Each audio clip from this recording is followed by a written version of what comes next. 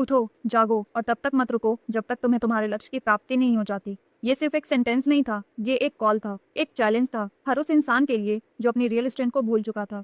ये एक ऐसी आवाज़ थी जो लोगों को उनकी वीकनेस से बाहर निकालकर उनकी ट्रू पावर का एहसास दिलाना चाहती थी। और ये कॉल देने वाले थे स्वामी विवेकानंद। स्वामी विवेकानंद का जन्म 12 जनवरी 1863 को कोलकाता में हुआ। उनका ओरिजिनल नाम था नरेंद्रनाथ दत्त। नरेंद्र बचपन से ही एक्स्ट्राऑर्डिनरी थे। उनका माइंड शार्प था, उनकी मेमोरी पावरफुल थी और उनका क्यूरियोसिटी लेवल बहुत ही हाई था। वो सिर्फ बुक्स नहीं पढ़ते थे, वो लाइफ को समझना चाहते थे। वो हर चीज़ का रीजन जानना चाहते थे। बचपन से ही उनके अंदर एक फियरलेस पर्सनालिटी थी। वो किसी भी चीज़ से डरते नहीं थे। वो स्ट्रांग थे, फिजिकली और मेंटली भी। लेकिन सबसे पावरफुल चीज़ थी उनकी सोच। उनके अंदर एक कॉन्स्टेंट सर्च चल रही थी, सच की सर्च और पर्पस की सर्च और अपनी रियल आइडेंटिटी की सर्च। वो जानना चाहते थे कि इंसान की लाइफ का असली मीनिंग क्या है। वो सिर्फ जीना नहीं चाहते थे, वो मीनिंगफुल जीना चाहते थे। इसी सर्च ने उन्हें श्री रामकृष्ण परमहंस तक पहुंचाया। जब नरेंद्र उनसे मिले, उन्होंने उनसे एक डायरेक्ट सवाल पूछ दिया, क्या आपने भगवान को देखा है? और रामकृष्ण जी ने कहा, हाँ, मैंने भगवान को देखा है। ये जवाब नरेंद्र के लिए शॉकिंग भी था और इंस्पायरिंग भी। उस दिन से उनकी लाइफ चेंज होने लगी। रामकृष्ण जी ने उन्हें सिर्फ स्पिरिचुअल नॉलेज नहीं दिया, उन्हें उनकी इनर स्ट्रेंथ का रियलाइजेशन कराया। उन्हें समझाया कि उनकी लाइफ का पर्पस सिर्फ खुद के लिए नहीं बल्कि दूसरों के लिए एक लाइट बनना है। लेकिन विवेकानंद जी की लाइफ में चैलेंजेस भी कम नहीं थे। उनके फादर के डेथ के बाद उनका फैमिली फाइनेंशियली डिफिकल्टीज में चला गया। सिचुएशन इतनी टफ थी कि कभी कभी घर में खाने तक के पैसे नहीं होते थे। नरेंद्र जॉब ढूंढते थे, स्ट्रगल करते थे, रिजेक्शन फेस करते थे, लेकिन उन्होंने भी कभी गिव अप नहीं किया। उन्होंने अपनी सिचुएशन को अपनी लिमिटेशन नहीं बनने दिया। उन्होंने स्ट्रगल को एक्सेप्ट किया और अपने आप को मेंटली और स्पिरिचुअली और स्ट्रांग बनाया।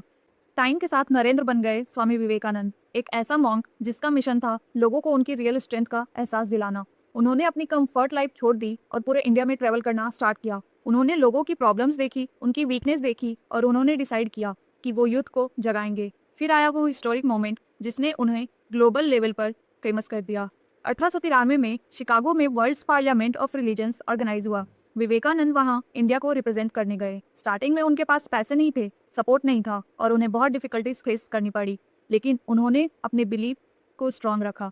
जब उन्होंने अपनी स्पीच स्टार्ट की, sisters and brothers of America, उनकी वॉइस में इतनी वार्मथ, कॉन्फिडेंस और ट्रुथ था कि पूरा हॉल अपलॉज से गूंज उठा। लोग उनकी रिस्पेक्ट में खड़े हो गए। वो सिर्फ एक स्पीच नहीं थी, वो इंडिया की आइडेंटिटी थी। उस मोमेंट ने सिर्फ उन्हें नहीं बल्कि पूरे इंडिया को वर्ल्ड स्टेज पर रिस्पेक्ट दिलाया। उस दिन दुनिया ने रियलाइज़ किया कि इंडिया सिर्फ एक कंट्री नहीं बल्कि नॉलेज और स्पिरिचुअलिटी का सेंटर है। स्वामी विवेकानंद ने अपनी टीचिंग्स के थ्रू यूथ को एक पावरफुल मैसेज दिया कि तुम्हारे अंदर अनलिमिटेड स्ट्रेंथ है, तुम वीक नहीं हो, तुम कैपेबल हो, तुम अपनी डेस्टिनी खुद क्रिएट कर सकते हो। उन्होंने अपनी पूरी लाइफ लोगों को इंस्पायर करने, उन्हें फियरलेस बनाने और उन्हें सेल्फ बिलीफ का इंपॉर्टेंस समझाने में डेडिकेट कर दी। वो चाहते थे कि हर यंग पर्सन अपनी पावर को पहचाने और अपनी लाइफ में ग्रेटनेस अचीव करे। 4 जुलाई 1902 को सिर्फ 39 साल की एज में उन्होंने अपनी फिजिकल जर्नी कंप्लीट की, लेकिन उनका विजन और उनका मैसेज आज भी मिलियंस ऑफ पीपल को गाइड कर रहा है। उनकी टीचिंग्स आज भी यूथ के अंदर कॉन्फिडेंस और करेज जगाती हैं।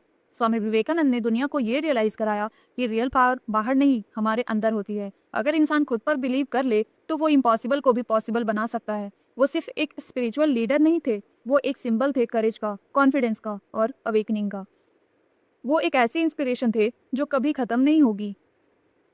अगर एक इंसान पूरे नेशन को इंस्पायर कर सकता है तो आप भी अपनी लाइफ में ग्रेटनेस अचीव कर सकते हो।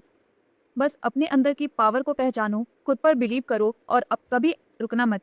और हाँ, कभी रुकना मत। स्वामी विवेकानंद ने सिर्फ एक मैसेज दिया था, बिलीव इन योर सेल्फ, क्योंकि जिस दिन आपने अपनी इनर पावर को पहचान लिया, उस दिन से ही दुनिया आपको सक्सेसफुल होने से नहीं रोकेगी।